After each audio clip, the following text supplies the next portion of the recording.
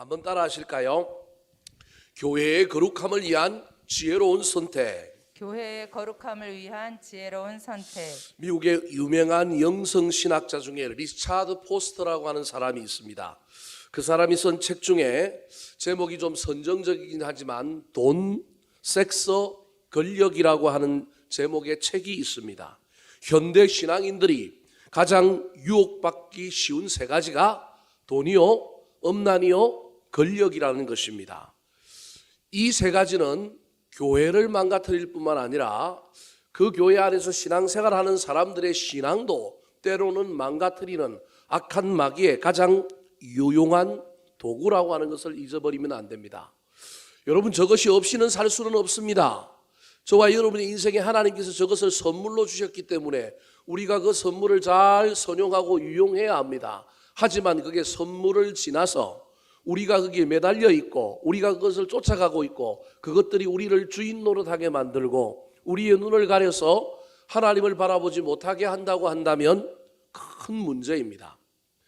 고린도 교회는 사도 바울이 세웠습니다. 지금 사도 바울은 고린도 교회의 맞은편에 있는 터키의 에베소라고 하는 지역이 있습니다. 에게해라고 하는 바다를 중심으로 서로 마주보고 있는 도시가 고린도와 에베소였습니다. 에베소에서 고린도 교회, 자기가 설립하였던 교회, 1년 6개월, 18개월 동안이나 애를 써서 세웠던 교회, 잘 성장할 줄 알았는데 문제가 생겼다는 소문이 들렸습니다. 그 문제를 해결하기 위하여 지금 고린도 전서라고 하는 편지를 쓰고 있습니다. 이 교회에 문제가 많이 있지만 큰 문제들만 이야기하면 1장부터 4장은 분열의 문제였습니다. 서로 패가 갈려서 다투고 싸우고 있었습니다. 주를 섬긴다고 했지만 사람을 섬기고 있었고 주님을 자랑하고 있는 것이 아니라 내가 누구에게 세례를 받았느냐, 내가 누구를 따르느냐를 자랑하는 사람들 때문에 시기 질투가 일어나서 교회가 분열되고 깨어지기 일보 직전인 문제들이 있었습니다. 1장부터 4장은 그 문제에 대한 해답을 사도 바울이 편지를 써서 보낸 것입니다. 5장부터 오늘 본문 말씀이 시작되는 5장부터는 또 다른 그 교회의 문제인데 그것은 다름 아니라 음란의 문제였습니다. 교회의 거룩을 훼손하고 있는 음란이 교회 안에 들어와 있었던 것입니다. 어떤 음란의 문제가 이 교회 안에 들어와 있었을까요? 분열이 눈에 보여서 눈에 보이는 교회를 망가뜨리고 무너뜨린다고 한다면 음란은 보이지 않지만 교회의 거룩성을 훼손하고 교회의 영적인 부분을 무너뜨리는 악한 마귀의 계계인 것입니다. 1절 말씀, 고린도교에 있었던 음란의 문제였습니다. 같이 한번 읽어볼까요? 시작. 너희 중에 심지어 음행이 있다 함을 들으니 그런 음행은 이방인 중에서도 없는 것이라 누가 그 아버지 아내를 취하였다 하는도다. 자, 음행이 있다는 소문을 내가 들었다. 너희들은 그걸 아무것도 아닌 문제로 생각하고 그냥 적당히 넘어가는데 이건 큰 일이다라는 거예요. 내가 보기엔 안 믿는 이방인들도 하지 않는 짓을 믿는 사람들이 하고 있다. 그러면서 대표적인 예 하나를 드는데 그게 뭐냐면 누가 그 아버지의 아내를 취하였다 한다고 하는 소문을 내가 들었다. 내가 조사해보니 나중에 2절 3절에 넘어가 보니 판단하였다라고 하는 단어를 통하여 조사해보니 사실이더라. 여러분, 아버지의 아내라고 한다는 의미는 어머니가 아니고 계모를 이야기합니다. 아버지가 죽었을 가능성이 많습니다. 그 아버지가 젊은 첩을 얻었는데 이 첩을 누가 자기 첩으로 자기 아내로 삼아버렸느냐 하면 아들이 아버지의 아내였던 첩을 자기 아내로 삼아버린 것입니다. 오늘날에도 이렇게 하면 큰일 날 일이죠. 이게 말이 안 되는 일이죠. 그런데 그 당시 고린도라고 하는 이 지역은 가장 음란의 문화가 왕성했던 도시였습니다. 여러분, 그리스 신화에 가장 유명한 미의 여신이 나오는데 그 미의 여신이 어떤 신이었을까요? 여러분 잘 아는 것처럼 우리가 잘 아는 것처럼 그리스 지역에는 가장 음란한 문화의 핵심인 아프로디테라고 하는 그러한 여신을 섬기는 신전이 12개 정도 있었습니다. 미를 숭상하는 거예요. 음란을 숭상하는 문화가 거기에 있는 거예요. 뿐만 아니라 그 도시가 바로 아주 그리스 성지순례를 가보면 이제 알게 될 텐데요. 고린도라고 하는 도시에 협곡이 우리 교회에 요 정도 될 만한 협곡이 하나 흐르고 있는데 그 협곡 사이로 뭐가 지나냐면 배가 지나가는 거예요. 그리스라고 하는 반도가 요렇게 내려와 있으면 이쪽에도 바다고 이쪽에도 바다인데 배가 둘러가려면 이렇게 둘러가야 되는데 어디를 간통해서 갈 수 있느냐 하면 수에즈 운하처럼 고린도라고 하는 운하가 있어가지고 깎아지르는 두 절벽 사이로 뭐가 지나다니냐면 배가 지나다니는 거예요. 그 배가 지나다니는 도시에 뭐가 있느냐 하면 그 지역에 무슨 도시가 있느냐 하면 고린도라고 하는 도시가 있는 거예요. 다르게 얘기하면 수많은 배들이 통과하고 정박함으로 말미암아 부어라 마셔라 음란의 문화뿐만 아니라 돈이 흥청망청 돌았던 도시가 어떤 도시냐면 바로 고린도라고 하는 도시였던 거예요. 그래서 여러분 사기꾼이다라고 하는 말에 제가 여러분에게 디도스라고 하는 성경을 이야기할 때 그레데라고 하는 섬, 지금의 지중해에 있는 크레타라고 하는 섬인데 이 섬에 있는 모든 사람들은 사기꾼이다. 그래서 유럽에 있는 사람들은 전 세계 유럽에서 가장 사기를 잘 치는 사람들은 어디 출신이냐면 크레타 출신인 거예요. 그래서 크레티잔이라고 하는 말은 사기꾼이라고 하는 말인데 이게 어디서 나왔냐면 그레데라고 하는 도시의 이름에서 나온 거예요. 그런데 음란하다라고 하는 단어가 있는데 이게 어디서 나오느냐 하면 코린티잔이라고 하는 말, 고린도인이라고 하는 말에서 뭐가 나오느냐 하면 음란이라고 하는 영어 단어가 나오는 거예요. 그 당시 지중해 연안에서 그 세계에 살고 있던 사람들은 가장 바람둥이의 남자들이 가장 많이 모여 사는 도시가 어디라는 거예요? 고린도라는 거예요. 남자들만 바람을 피우는 것이 아니라 여자들도 그 문화 속에 있는 거예요. 특별히 로마가 지배하면서 로마는 목욕탕 문화뿐만 아니라 전부 결혼을 정략적으로 하고 한 남자는 뭐 아내가 몇 명일 뿐만 아니라 여자들도 기부인이 자기랑 같이 노는 남자들을 줄 정도로 로마의 성문화가 얼마나 타락했는지 모릅니다. 기독교가 이 시대에 불일 듯 일어나고 수많은 곳에서 교회가 세워지고 그 안에 수많은 사람들이 들어올 수 있었던 것은 그 당시 로마의 문화와 다른 거룩함을 지니고 있는 사람들의 공동체였기 때문에 그렇습니다. 그래서 교회 다니는 사람들을 많은 사람들이 흠모하고 그 집안의 아들, 그 집안의 딸들을 사위와 며느리를 삼을 정도로 고도의 윤리성과 거룩성을 갖추고 있었던 사람들이 초대교회 교인들이었습니다. 이런 초대교회 교인들의 복음의 문화가 어디로 갔느냐 하면 가장 음란한 도시였던 고린도로 가서 복음이 전해지고 거기에 교인들이 세워지게 된 것입니다. 그럼에도 불구하고 예수를 믿었음에도 불구하고 세속의 때를 벗지 못한 사람들, 여전히 세속의 가치와 세속의 문화가 자기 몸을, 자기 마음을, 자기 삶을 지배하고 있는 사람들이 어디 안에 있는 거예요? 교회 안에 있는 거예요. 그래서 예배 따로, 삶 따로인 거예요.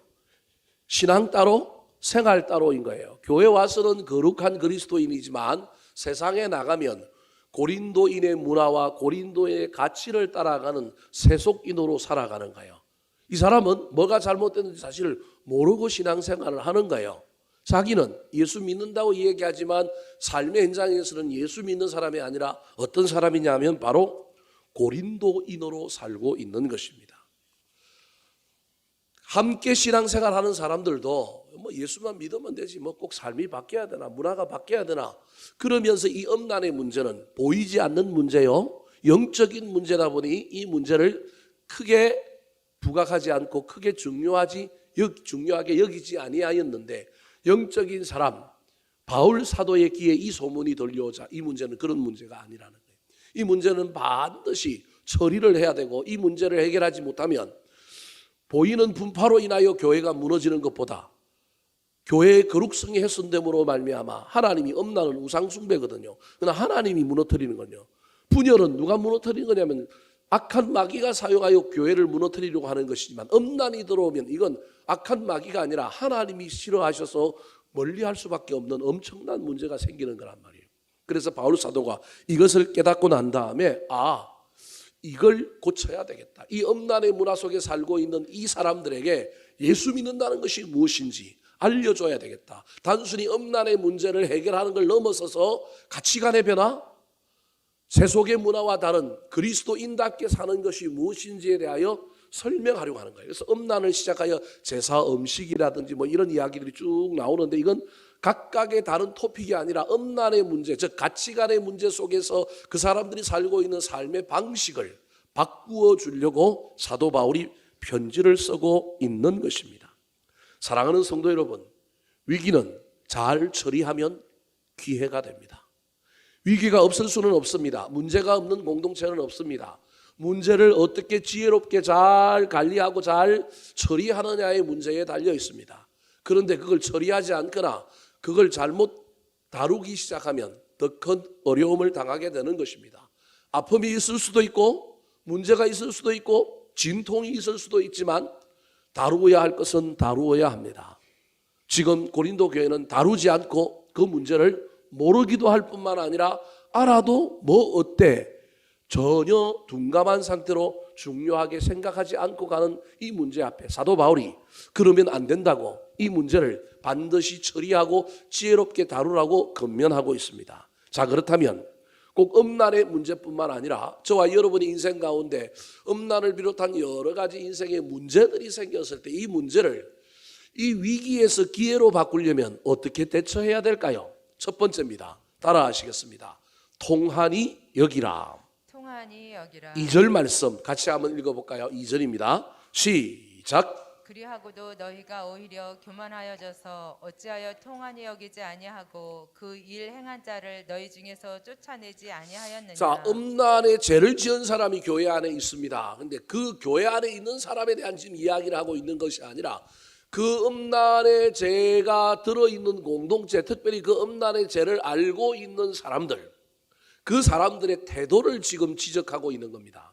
여러분, 우리 안에도 누가 사고를 치거나 문제를 일으켰거나 또는 누가 어려움이 있는 사람들이 있을 수 있습니다. 그때 저와 여러분은 어떻게 해야 되냐면 최초로 저와 여러분이 해야 할 일은 통회해야 합니다. 통한이 여겨야 합니다. 그게 무슨 말이냐면 회개해야 합니다.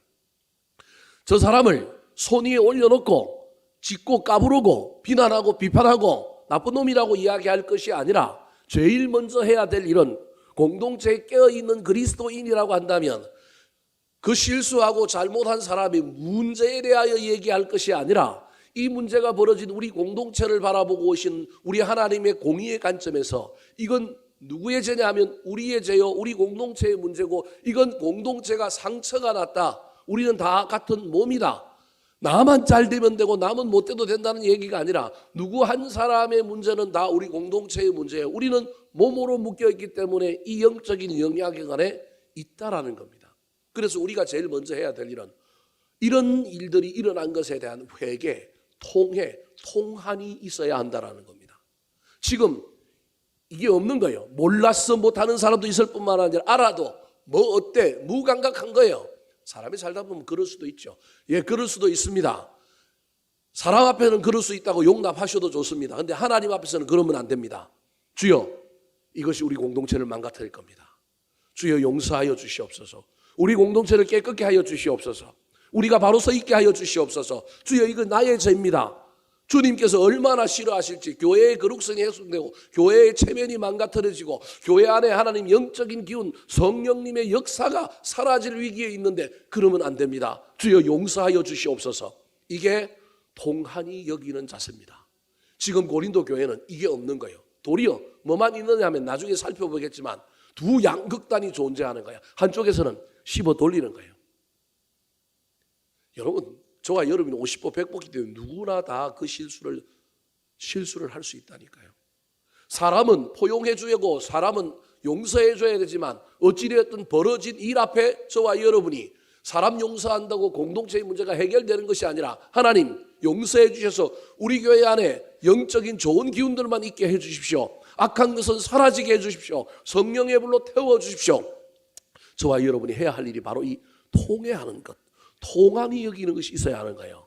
그래서 좋은 공동체는 누가 실수하거나 잘못된 것 앞에서 누가 옳으냐 그러냐 잘했느냐 못했냐를 따지는 사람들보다 그 문제를 갖고 하나님 앞에 깊이 고민하는 가운데 하나님 우리가 어떻게 해야 되겠습니까? 하나님 우리 공동체를 긍휼히 여겨주십시오. 이러한 일이 이러더라도 여러분 하나님 실수를 여겨주시고 이 풍랑이 일어나면 멀리 가고 빨리 가고 그 사람도 그분도 더 잘되고 교회 공동체도 더 멋지게 해주십시오. 기도해야 된다니까요. 이런 사람이 많은 공동체가 여러분 더 단단해지고 더 멋져지고 더 거룩해지는 겁니다. 뭐가 문제가 없는 게 중요한 게 아닙니다. 사랑하는 성도 여러분, 저와 여러분이 교회의 어떤 공동체의 문제 앞에 무슨 어려운 일들을 당할 때 저와 여러분에게 그런 마음이 있습니까? 가정의 예를 한번 들어봅시다. 아들이 사고를 치고 돌아왔어요. 부부가 네가 교육을 잘했니 못했니? 둘이 싸우고 있으면 될까요 안 될까요? 사고 친 거는 친 거고요. 그 아이를 덮어주자는 게 아니라 그 아이의 잘못은 그 아이가 책임은 져야 되겠죠. 그러나 그 아이의 거룩함을 위하여 그 아이의 미래를 위하여 부부가 먼저 하나님 앞에 기도해야 되지 않겠습니까? 하나님, 우리 아이가 이런 죄를 저질렀습니다. 용서해 주십시오.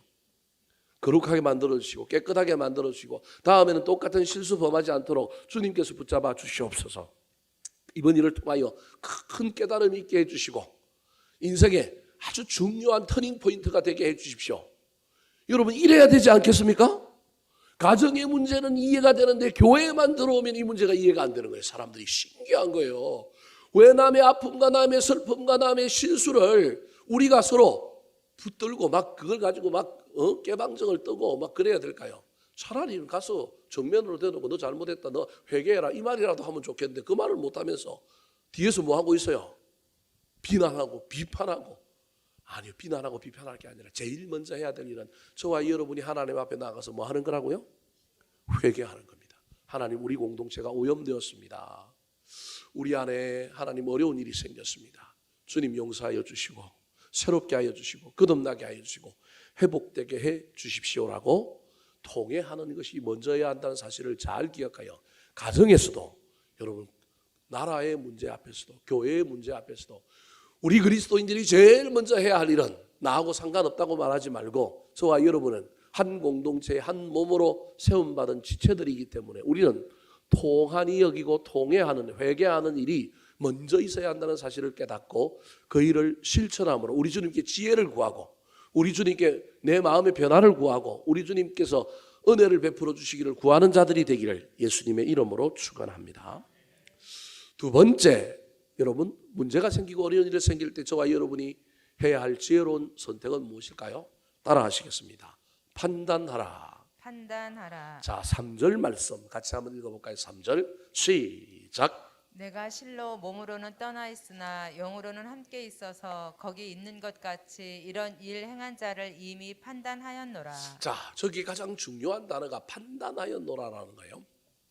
흔히 교회 안에서 판단하지 마라, 판단하는 사람을 싫어한다, 판단 이꼴 정죄 이렇게 이해하는 경우들이 있습니다. 저기 저 판단이라고 하는 단어는 절대 그런 단어가 아닙니다. 판단이라고 하는 단어를 저 판단이라고 하는 단어를 오해하면 큰일 납니다.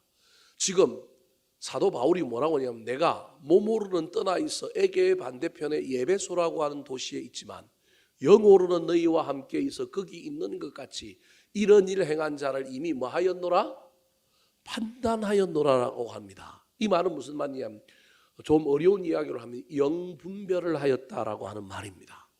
여러분 이거 조심하셔야 됩니다. 저 가능하면 저는 이 얘기를 안 하려고 여러분에게 애를 쓰고 있지만 그래도 저 의미가 이런 의미라는 거예요. 사도 바울이 영적으로 기도하는 가운데 뭐가 옳고 그름 이 문제의 근원에 뭐가 있는지 이 문제를 어떻게 처리해야 되는지를 판단했다라는 거예요. 영분별했다라는 거예요. 여러분 씹어 돌리고 나쁘다고 얘기하고 막 비난하고 이런 판단을 했다는 게 아니라 이 문제를 가지고 사도 바울이 떠나 있지만 에베소에서 깊이 기도하는 가운데 하나님 이런 문제가 벌어졌습니다. 어떻게 해야 될까요? 그런 가운데 하나님께 기도하는 가운데 소위 이야기하면 기도의 응답을 받았다라는 거예요. 근데 그 기도의 응답이 다른 응답이 아니라 조금 이따 단순하게 얘기하면 그 사람을 출교시키는 거예요. 출교시키는 거예요. 기도 응답을 받았다고 할 때 응답을 받았다 이렇게 표현하면 되는데 이미 판단하였다라고 하는 말은 여러분 단순히 비난하고 인간적인 생각으로 정죄했다는 것이 아니라 하나님께 깊이 이 문제를 가지고 들어가서 지혜를 주십시오.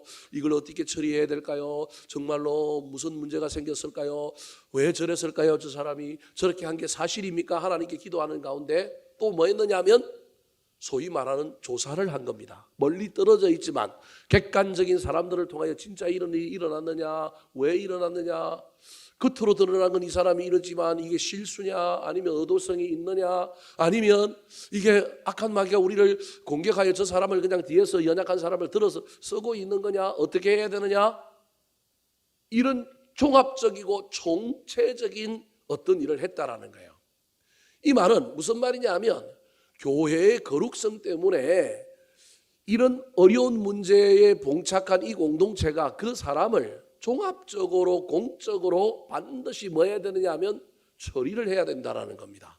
그래서 판단하라라고 하는 말을 다르게 표현하면 정죄가 아니라 공론화하여 깊이 있게 그 심연을 들여다보고 왜 이런 문제가 펼쳐졌는지 그 이면에는 뭐가 있는지 종합적으로 보고 난 다음에 숨기는 것이 능사가 아니라 죄는 미워하되 사람은 미워하지 않도록 공동체가 해야 될, 마땅히 해야 될 일들을 그냥 하는 거예요. 근데 그걸 단순하게 생각해서 그냥 출교 이런 게 아니라 오늘 본문에는 출교 안 할 수도 있는데 출교해야 될 만한 이유가 있어요. 그러니까 이 출교라고 하는 말을 판단이라고 하는 단어와 이꼴시키면 큰일 나는 거예요. 오늘 본문의 이야기는 판단 이꼴 출교가 됐는데 출교해야 되는데 왜 출교하지 않느냐라는 문제예요. 근데 그 출교라는 결론에 이르기까지 뭐 해야 되느냐 하면 심사숙고해야 된다는 거예요. 저 나쁜 놈, 저 나쁜 사람 저랬으니 당연히 이게 아니라 이 속에 뭐가 있는지, 어떤 연약함이 있는지, 어떤 실수가 있는지, 어떤 아픔이 있는지, 어떤 악한 마귀의 어떤 괴계가 있는지 잘 살펴보는 가운데 교회가 공식적으로 공적으로 어떻게 처리해야 될지를 심도 깊게 논의하고 반드시 그걸 공론화한 가운데서 어떻게 해야 되냐면 공적으로 처리하라라고 하는 말이 판단하라는 말입니다. 단순하게 그냥 죄지었으니 내보내고 교회 시끄러우면 안 되니까 그런 얘기가 아니라는 거예요. 판단의 결과는 다양하게 나올 수 있어요. 용서하고 덮는 것으로 나올 수 있어요. 출교하는 것으로도 나올 수 있어요. 무슨 말씀이 이해되십니까? 징계를 하는데 가볍게 징계도 할 수 있습니다. 오늘 본문에는 이 사람을 뭐라고 얘기냐면 출교하라고 얘기하고 있어요. 출교하라고. 자, 왜 출교하라고 그랬을까요? 자, 아까 2절에는 왜 내어 쫓지 않느냐 그랬습니다. 그런데 오늘 본문에는 더 나아가서 판단하라고 하는 이야기가 출교하라는 얘기인데 4절 5절 말씀을 같이 한번 읽어볼까요? 자, 이 판단의 내용이 뭔지를 설명하는 거예요. 4절 5절입니다. 시작. 주 예수의 이름으로 너희가 내 영과 함께 모여서 우리 주 예수의 능력으로 이런 자를 사탄에게 내주었으니 이는 육신은 멸하고 영은 주 예수의 날에 구원을 받게 하려 함이라. 말이 어렵습니다. 4절이 없으면 좋겠는데 4절도 있는 데다가 5절에는 뭐라고 얘기하냐면 이런 자를 사탄에게 뭐 했으니 내어줬다고 이야기하고, 그런데 또 마지막에는 육신은 멸하고 영은 주 예수의 날에 뭘 하게 하려고 한다고요? 구원을 받게 하려고 한다라는 거예요. 여러분 보세요. 사탄에게 내어준 것과 구원을 받는 이야기는 도저히 양립할 수 없는 이야기인데 이 이야기가 저 안에 들어가 있어요. 그 앞에 말이 뭐냐면 주 예수 이름으로 너희가 내 영과 함께 모여서 우리 주 예수의 무엇으로? 능력으로. 제가 이제 무슨 말인지 조금 이따 설명할 텐데요. 지금 이 사람을 내어 쫓아라는 거예요. 출교하라는 거예요. 출교한다는 의미를 이런 자를 누구에게 내어준다고요? 사탄에게 내어준다는 거예요. 이게 어떤 말이냐면요. 칼빈이 이야기하기를, 칼빈이 무슨 말을 했느냐 하면 교회는 하나님의 통치의 영역이고 세상은 누구의 통치의 영역이다? 마귀의 통치의 영역이다. 이런 말을 했어요. 그래서 출교라고 하는 것 자체가 하나님의 통치의 영역에서 누구의 통치의 영역으로 내보낸다는 거예요. 악한 마귀의 통치의 영역으로 내보낸다는 거예요. 그래서 저 악한 마귀에게 주었다라고 하는 말은 아니 어떻게 믿는 사람을 악한 마귀에게 주느냐 그런 얘기가 아니라 교회 밖으로 내어보내서 교회 공동체 안에 못 들어오게 했기 때문에 영적으로 보면 저 사람은 누구의 영역 안에 있는 거예요? 사탄의 영역 안에 있다라고 하는 의미를 저렇게 표현하고 있는 거예요. 그러면 아니 교회 안에서 한 영혼의 구원이 얼마나 중요한데 저 영혼을 데리고 있어야지 왜 저 영혼을 좀 잘못했다 그래서 교회 바깥으로 출교를 하라 그럽니까? 근데 출교를 하면서 뭐라고 얘기하고 있느냐 하면 주 예수의 이름으로 너희가 내 영과 함께 모여서 우리 주 예수의 무엇으로? 능력으로 출교하라는 거예요. 능력으로 출교하라는 거예요. 능력으로 이런 자를 사탄에게 내어주라. 출교하라는 거예요. 이제 이게 무슨 말이냐면 저 영혼이 잠시 잠깐 악한 마귀에게 사로잡혔느냐, 아예 악한 마귀의 주구가 되어서 전혀 회개할 가능성이 없느냐. 이거 잘 들으셔야 합니다. 저도 이런 문제를 가지고 나중에 교회 안에서 행정적으로 처리할 때 이게 얼마나 민감한 문제고 얼마나 날 위에 서서 까딱 잘못하면 반대로 할 수 있을 가능성이 있는 일들이 저희에 얼마나 많은지 모릅니다. 지금 사도 바울이 뭐라고 얘기하고 있냐면 이 지금 음란의 문제를 일으킨 이 사람을 사탄에게 내어주기는 내어주는데 누구의 능력으로 내어주라고요? 예수의 능력으로 내어주라는 거예요. 그러면서 내어줬는데 육신은 뭐하고 멸하고 영은 주 예수의 날에 뭘 받게 하려고요? 구원을 받게 하려고 내어주라는 거예요. 그러니까 가만 보니까 이 사람이, 여러분 우리하고는 정반대예요. 이 사람이 잠시 잠깐 악한 마귀에게 사로잡혀 있다라는 거예요. 사도 바울의 영분별에 의하면 이 사람이 잠시 잠깐 사로잡혔는데 지금 상태로는 이 사람에게 아무리 네가 잘못했다고 설명을 해도 이 사람이 동의하고 알아듣고 깨닫고 회개에 이른다 못 이른다? 못 이른다라는 거예요. 그래서 잠시 잠깐 교회 밖으로 내보내고 사탄에게 내줬다라는 거예요. 왜냐하면 사탄이 영원히 이 사람을 붙들고 자기 휘하에 자기 부하로 삼고 있는 것이 아니라 잠시 잠깐 교회를 뒤흔들고 어지럽히기 위한 통로로 썼다라는 것을 사도 바울이 아는 거예요. 그래서 사탄은, 여러분 죄송한 이야기지만 하나님은 끝까지 자기 백성을 책임지지만 사탄은 사람을 도구로 사용한단 말이에요. 근데 이미 도구로 사용해서 도구로서 역할이 이 사람은 끝나버린 사람이에요. 그래서 출교해도 내보내도 악한 마귀가 이 사람을 완전히 붙들고 더 망가뜨리지 않을 거라는 거예요. 그래서 그가 교회 공동체 바깥에서 한번 떠나봐야, 출교를 당해봐야 뭘 잘못했는지 뭐가 중요한지를 깨닫고, 그래서 육신은 뭐하고 멸하고 죽고 영은 살아서 다시금 주 예수의 날에 구원을 받도록 그가 새로워져서 뭐 할 거라고요? 돌아올 것이라, 그런 의미라는 거예요. 그러니까 징계를 하는데 징계의 목적이 뭐냐 하면 징계가 목적이 아니라 뭐가 목적인 거예요? 살리려고 하는 목적인 거예요. 그럼 여러분 살리는 방법 중에 출교를 하는 것이 살리면 출교하면 돼요. 덮어주는 것이 살리는 거면 뭐 하면 되는 거예요? 덮어주면 되는 거예요. 지금 사도 바울이 출교라고 하는 카드를 오늘 고린도 교회에 꺼내들었기 때문에 모든 교회가 사도 바울의 가르침, 성경에 나온 이야기를 따라서 교회 안에서 음란의 죄를 짓거나 무슨 죄를 지으면 전부 다 뭐하라? 출교하라, 이렇게 해석하면 안 된다는 거예요. 이 문제가 이제 교회 안에 있던 지혜자들, 지도자들의 지혜에, 영적인 능력에 달려있는 문제이긴 합니다. 근데 우리는 저 문제를 가지고 그냥 일률적으로 해석하여 모든 음란의 문제, 교회 안에서 모든 문제를 일으킨 사람은 전부 뭐? 출교, 이러면 안 된다는 거예요. 제 이야기 이해되셨습니까? 제일 더 어려운 문제는 이걸 다루어야 하는데 다루지 않고 뭐 하고 있다는 거예요? 덮어놓고 있는 건 된다 안 된다? 안 된다. 덮어놓으면 안 되고 다루어야 한다는, 그게 판단이라는 거예요. 근데 판단은 결과가 다양하게 나올 수 있다는 거예요. 출교도 할 수 있고 또 여러분 덮어줄 수도 있고 또 다르게 막 적당한 어떤 징계를 줄 수도 있고 여러 모양으로 나올 수 있는데 그 사람의 영적인 상태, 지금 현재의 상태, 이런 것을 종합하여 그게 판단인 거예요. 종합하여 저 사람에게 어떤 것이 최선의 방법인가? 원리는 간단해요. 제 책임은 물어야 돼. 무슨 말씀 이해되시죠? 구원과 상관없이 뭐는 물어야 된다고요? 책임은 물어야 된다니까요. 책임도 없이 덮어주는 건 아니라는 거예요. 책임은 져야 돼. 감당해야 될 건 감당해야 돼요. 그래도 손해도 보고 체면도 좀 상하고 어려운 일도 당하는 것이 마땅한 거예요. 중요한 건 그 일을 통하여 주 예수의 날에 뭘 받는 게 중요하다고요? 구원을 받는 게 중요하다는 거예요. 이 원칙을 가지고 그 다음에 교회의 지도자들이 모여서 심도 깊게 얻어내서 어떻게 할 것인가에 하는 그 논의를 해야 되는데 교회가 이걸 안 하는 거예요. 소문난다고, 어지러워진다고. 안 하는 게 아니라 하되 어떻게 하면 지혜롭고, 어떻게 하면 교회도 살리고, 어떻게 하면 사람도 살리고, 어떻게 하면 영혼이 다시금 돌아올 수 있게 할 것인가.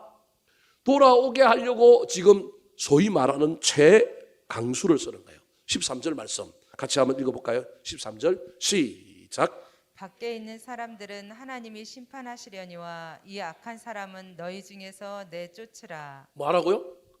내쫓으라는 거예요. 오늘 이 5장의 가장 본문 핵심 마지막이 뭐냐면 이 사람은 내어쫓으라는 거예요. 그러니까 바로 출교로 이어졌지만 출교로 이어지기 전에 중간 단계에 교회가 공동체가 해야 될 판단이라고 하는 아주 중요한 작업이 있다는 거예요. 교회 안에 다양한 의견이 있을 수 있고요. 그 사람에 대한 아주 심도 깊은 이해 속에서 그 사람이 왜 저런 일을 했는가? 영적인 의미로 보면 어떤 의미가 있는가? 앞으로도 계속 악한 마귀의 수하가 되어서 계속 교회를 어지럽히고 사람들을 실족하게 만드는 일에 계속 쓰임받을 사람인가? 아니면 장시 잠깐 실수한 건가? 여러 모양으로 판단해야 된다는 거예요. 자, 그렇다면 사도 바울이 왜 이 사람은 출교하라 그랬을까요? 왜 이 사람을 출교하라 그랬을까요? 아까 출교만이 답이 아니라고 제가 여러분에게 말씀드렸습니다. 다양한 답이 있을 수 있다는 거예요. 그걸 교회 공동체가 도출하는 거예요. 교회 공동체가 그걸 도출할 수 있어야만이 되는 거예요.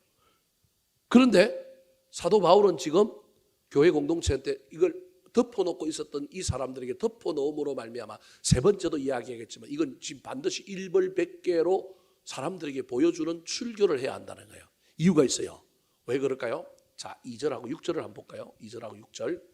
자, 시작. 그리하고도 너희가 오히려 교만하여져서 어찌하여 통한이 여기지 아니하고 그 일 행한 자를 너희 중에서 쫓아내지 아니하였느냐. 자, 그러하고도 어떤 남자가 자기 아버지의 계모를 자기 여자로 취하였는데 그러하고도 오히려 그 사람이 어떻게 됐다고요? 교만해졌다는 거예요. 이것 때문에 출교하라는 거예요. 무슨 말씀 이해되시죠?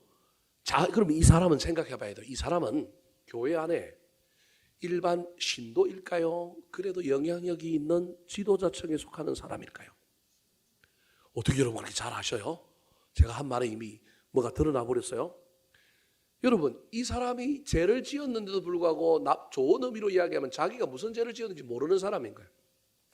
죄를 지었는데 이게 뭐 이 마음에 좀 따끔하기도 하고 뭐 부담되고 그런 느낌이 있기는 하지만 자기 지위가 그걸 다 덮고 있는 거예요.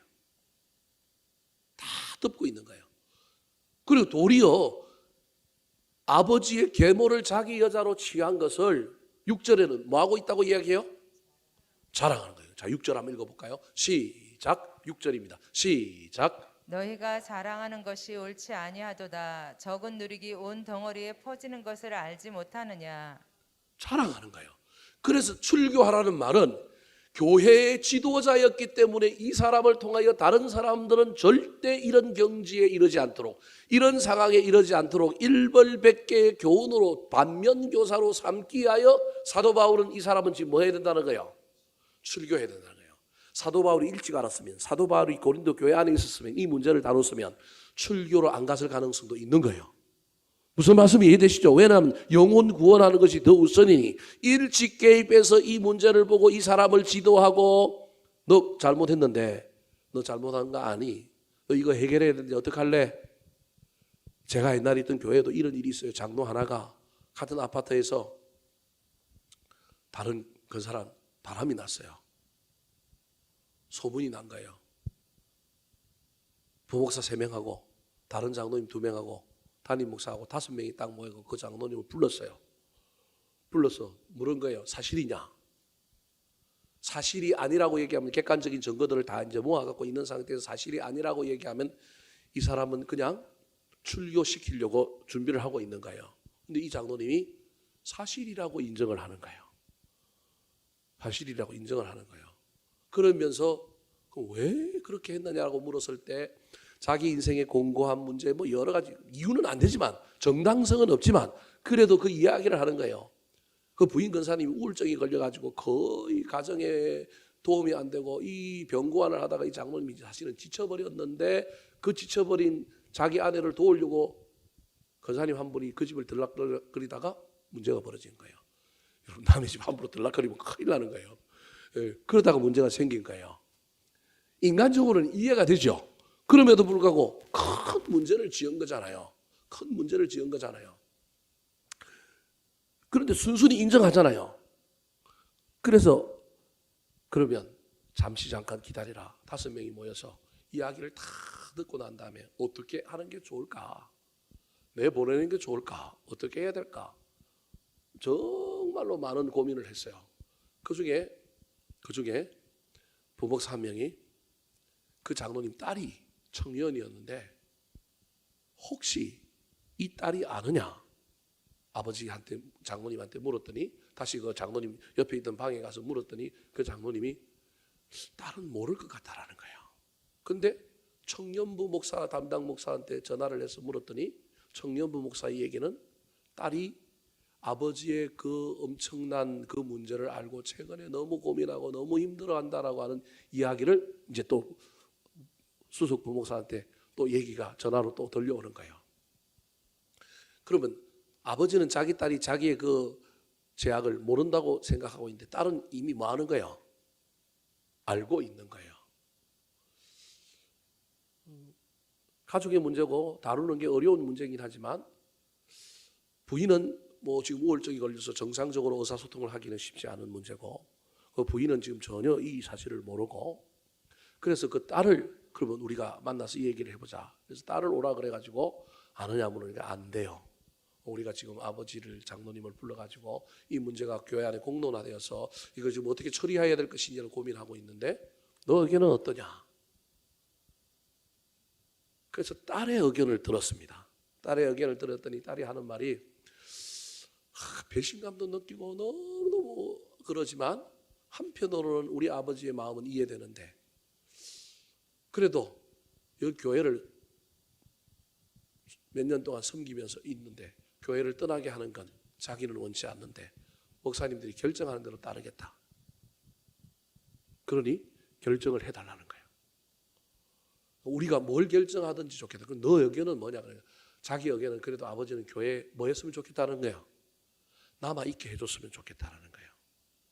다시 아버지 장로님을 만납니다. 만나서 당신 딸이 이미 알고 있더라. 그러니까 그 아버지가 펑펑 우는 거예요. 알고 있더라. 그런데 딸한테 어떻게 처리를 해야 될지를 물었더니 딸이 그래도 아버지는 교회에 뭐 했으면 좋겠다 그런다고요? 남아있었으면 좋겠다 하고 이야기하더라. 그랬더니 이 아버지가 펑펑 우는 거예요. 여러분 이런 작업이 아무것도 아닌 것 같지만 이게 치유가 일어나는 거예요. 문제가 해결되고 재발 방지라든지 다음 스텝을 밟아가는데 여러분 정죄하는 것이 아니라 좋은 선례를 남기게 되는 거예요. 그 아버지가 이제 펑펑 우는 거예요.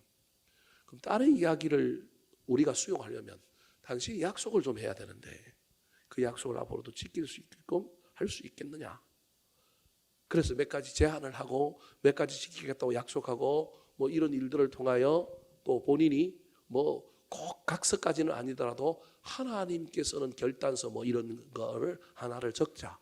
그래갖고 적고 교회에서는 공적인 기도 안 하는 것 대신에 뭐 휴무를 시킨다든지 뭘 시킨다든지 이러면 표가 나니까 그거를 안 하겠다고 담임 목사님이 결단을 내려줬어요. 대신에 교회의 어떤 모임에도 가능하면 참석하지 않는다. 경조사 외에는 참석하지 않는다. 그리고 조용히 예배드리고 모든 공예배에 빠지지 않고 제일 앞에 와서 예배를 드리고 뭐 이런 몇 가지 조건들을 본인에게 제시하고 그분이 그걸 받아들였어요. 그럼 저는 이 선례를 봤습니다. 7년 동안 이 일들을 통하여 그 장로님이 회개하고 돌아와서 어떻게 변해가고 가정이 어떻게 회복되고 그 딸이 두고두고 이 일과 관련하여 우리 목사님들을 볼 때마다 얼마나 감사하는지 모릅니다. 지금 그 딸이 저기 대전 쪽에 가서 살고 있는데 우리가 대전 쪽으로 가거나 어느 곳에 가서 또 그 이야기를 하면 그 딸이 나와갖고 커피도 사고 우리 목사들한테 아주 지금도 잘합니다. 자기 아버지를 배려해 줬다라는 거예요. 중요한 건 이 장로님이 깨달음이 있잖아요. 내가 실수했다. 그리고 내가 다음부터는 이 일들에 내가 하지 않겠다. 근데 사람은 감정의 동물이라서 가던 길을 멈추고 되돌아온다는 게 쉬운 일이 아니란 말이에요. 그럼 그 일을 하기 위해서는 어떻게 해야 되느냐? 우리가 이사를 하라 그랬어요. 그럼 갑자기 이사하는 게 쉬워요? 이사를 해라. 그리고 그 권사님도 상대방도 불러가지고 권사님한테도 뭐 이야기하는 가운데 도리어 그 권사님이 자기가 잘못했으니 자기는 교회를 떠나겠다. 아니 남자가 더 잘못했는데 남자는 남아있는데 왜 당신은 나가느냐. 안 나가도 된다 그랬더니 자기는 나가겠다. 그러면 나가지 말고 우리 교회에서 개척한 교회가 몇 개 있는데 그 교회에 파송해서 3년간 봉사하는 곳으로 해라.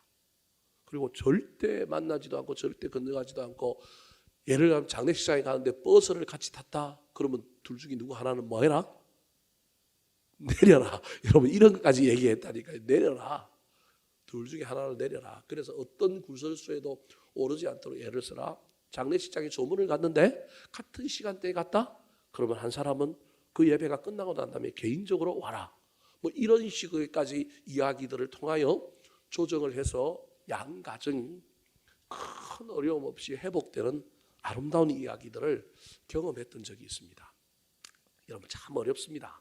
교회 안에 어떤 문제가 벌어지고 이 문제를 해결하는 일, 그냥 싹둑 잘라버리고 뭐 해버리면 얼마나 좋을까요? 근데 가장 중요한 것은 뭐냐면 영혼을 살릴 수 있느냐? 그럼에도 불구하고 깨닫게 할 수 있느냐? 그리고 책임을 지게 할 수 있느냐? 여러분 이 세 가지는 반드시 기억해야 합니다. 책임은 져야 합니다. 그리고 반드시 깨달아서 회복되고 새로워지는 것이 있어야 합니다. 그래야만이 영혼의 문제가 해결되기 때문에 그렇습니다. 이 작업을 하고 있지 않는 이 고린도 교회 사도 바울이 지금 편지 보내서 너희들이 왜 이 작업을 판단하는 작업을 안 했느냐? 어쩔 수 없다. 이제는 다른 사람들 때문이라도 이 사람을 뭐 하라고요? 출교해라. 근데 출교하더라도 이 사람이 돌아올 수 있도록 아까 예수 그리스도의 이름에 뭐로? 능력으로. 그러니까 기도해줘서 보내라는 거예요. 다시 돌아오게끔 기도해주고 위로해주고 출교해야 된다. 이건 가야 된다. 그런데 너 새로워져서 다시금 돌아와라. 그런 의미로 보내라는 거예요. 사랑하는 성도 여러분, 우리 교회 안에 어떤 일이 일어나더라도 사람 사는 세상 속에 여러분 일이 일어나지 않는다는 법은 없습니다. 그때 저와 여러분이 너무 흑백 논리로 칼로 무 자르듯이 뭘 자르려고 하지 말고 그 속에서 우리가 어떻게 하면 사람을 살릴 것인가? 하나님이 진짜 원하는 건 뭔가? 그런데 여러분 사람은 잘랐고 내보냈는데 그 사람이 하나님을 떠났다? 여러분 이건 너무 안타까운 일인 거예요. 그래서 영혼도 살리고 어떻게 하면 책임도 지게 하고 새로워질 건가? 이 계기를 통하여 성장하고 성숙할 것인가? 다 이루어질 수 있다면 얼마나 좋겠습니까? 근데 우리가 하나님이 아니기 때문에 그 목적을 두고 일을 처리하더라도 이게 쉽게 되지는 않을 겁니다. 그래서 교회 안에 공의는, 교회 안에 징계는 여러분 징벌적 정의가 아니라 회복적 정의여야 한다는 사실을 잊어버리면 안 됩니다. 반드시 기억해야 됩니다. 우리는 징계가 목적이 아니라 뭐가 목적이냐면 회복이 목적이어야 합니다. 세상은 회복이 목적이 아니라 대가를 치르게 하는 벌 주는 게 목적일 수도 있습니다. 그런데 교회 안에서는 그것이 아니라 어떻게 하면 한 영혼이라도 살릴 것인가? 그 영혼을 이번 일을 통하여 역전시키고 반전시켜서 새롭게 할 것인가? 이게 훨씬 더 중요하다는 사실을 기억하여 교회 안에서도 누군가가 나한테 잘못하고 누군가가 나 마음을 힘들게 하고 누군가가 정말로 보기 싫다 할지라도 여러분 이 관점을 가지고 여러분들이 사람을 대할 수 있었으면 좋겠습니다. 마지막으로 저와 여러분이 교회의 거룩함을 위하여 지혜롭게 선택해야 될 방법은 어떤 방법일까요? 따라 하시겠습니다. 퍼지지 않게 하라. 퍼지지 않게 하라. 아까 출교라고 하는 가장 센 방법을 사도 바울이 썼습니다. 시기가 늦었기 때문에 그러기도 합니다. 제가 보기엔 일찍 개입을 했어야 되는데 일찍 개입을 하지 못하고 소문이 돌고 돌아서 이미 다 벌어지고 난 다음에 한참 지나고 난 다음에 소문이 바다를 건너서 에베소로 왔기 때문에 그러기도 하지만 아까 말했던 것처럼 이 사람이 교회 안에 뭐였다라는 거예요? 지도청이었다라는 거예요. 그래서 어쩔 수 없이 시기와 지도청이라고 하는 문제 때문에 사도 바울은 이 사람을 반면교사로 세워 일벌백계 해야 되는 의미로 출교하라는 겁니다. 이유는 퍼질 수 있기 때문에 그렇습니다. 6절 말씀 같이 한번 읽어볼까요? 6절입니다. 시작. 너희가 자랑하는 것이 옳지 아니하도다. 적은 누룩이 온 덩어리에 퍼지는 것을 알지 못하느냐. 그대로 덮어두면 겉으로는 뭐 교회는 평안하고 덮어주면 아무런 문제가 없는 것 같지만 이거 영적인 거기 때문에 교회의 거룩성이 훼손되고 나면 이건 썩기 시작하고 부패하기 시작하면 겉으로 드러나지 않는 곳에서 문제가 생겨서 나중에 전부 누룩이 퍼져버린다는 것입니다. 우리도 모르는 사이에 저와 여러분은 이 엄청난 문제가 더 큰 문제로 발전한다는 것을 잊어버리면 안 됩니다. 뿐만 아니라 퍼지지 않게 하라고 하는 이 이야기를 속에 저와 여러분이 반드시 붙들어야 할 것이 있는데, 그것이 무엇이냐 하면 남의 문제만 보는 것이 아니라 누구 문제를 봐야 되느냐 하면 내 문제를 이 사건을 통하여 봐야 합니다. 그게 7절입니다. 자, 7절, 퍼지지 않게 출교하라고 할 뿐만 아니라, 자, 7절, 이 문제를 바라보고 있는 모든 교인들을 향하여 뭐라고 얘기할까요? 시작. 너희는 누룩 없는 자인데 새 덩어리가 되기 위하여 묵은 누룩을 내버리라. 우리의 유월절 양 곧 그리스도께서 희생되셨느니라. 자, 음란의 문제를 일으켰던 그 사람을 일벌백계 하기 위하여, 공동체를 살리기 위하여 출교하여 내버렸다고 한다면 너희들도 내버려야 하지 않느냐는 거예요. 그 사람을 내보낸 너희들도 너희 영혼 안에서, 너의 삶 안에서 묵은 누룩을 뭐 하라고요? 내버리라는 거예요.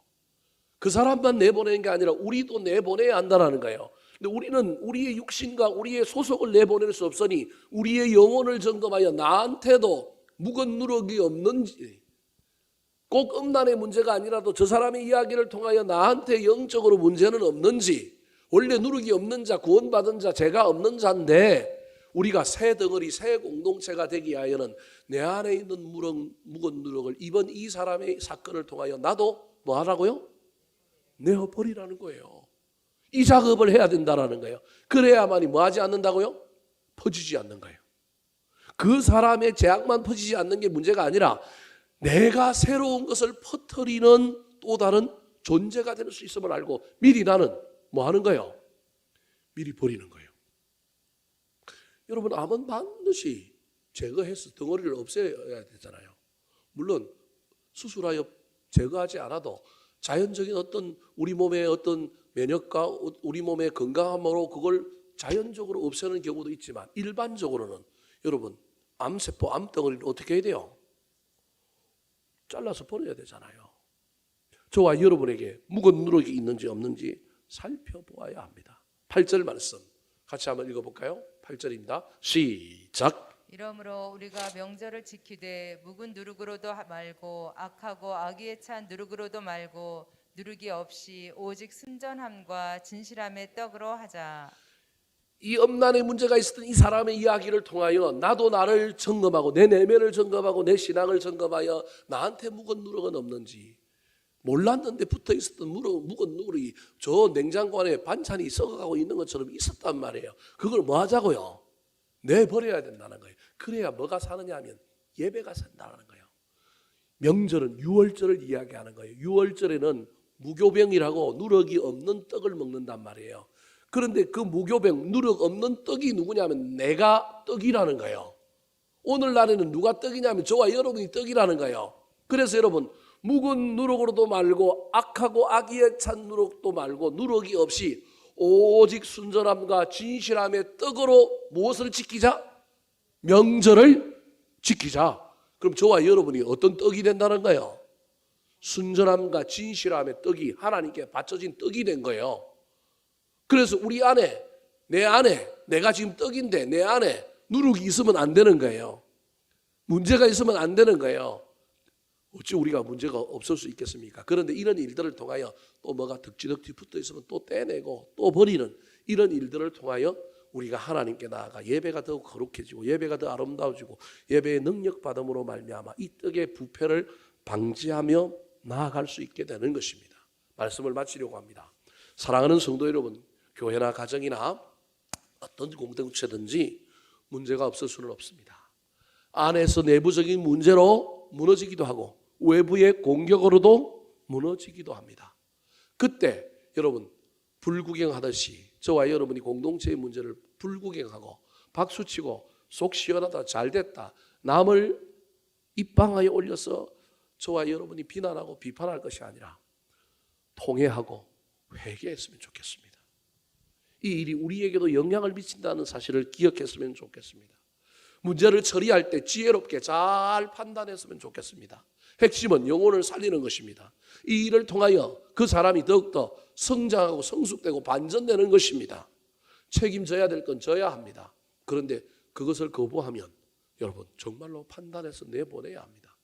가능하면 퍼지지 않도록 이 일을 통하여 나도 저 사람과 같은 존재임을 잊어버리지 말고, 우리가 50보 100보죠. 밝혀지지 않는 죄인과 밝혀진 죄인일 뿐이죠. 뭐 죄인 아니라고 여러분 뭐 그럴싸한 옷을 입고 나는 거룩하다 그러지 마시고요. 밝혀진 죄인과 안 밝혀진 죄인일 뿐이란 말이에요. 우리 속에 있는 누룩을 그 사람의 이야기를 통하여 저와 여러분이 버리고 해결하는 지혜로운 그리스도인들이 되기를 예수님의 이름으로 축원합니다. 한번 따라 하실까요? 교회의 거룩함을 위한 지혜로운 선택. 교회의 거룩함을 위한 지혜로운 선택. 통한이 여기라. 통한이 여기라. 판단하라. 판단하라. 퍼지지 않게 하라. 퍼지지 않게 하라.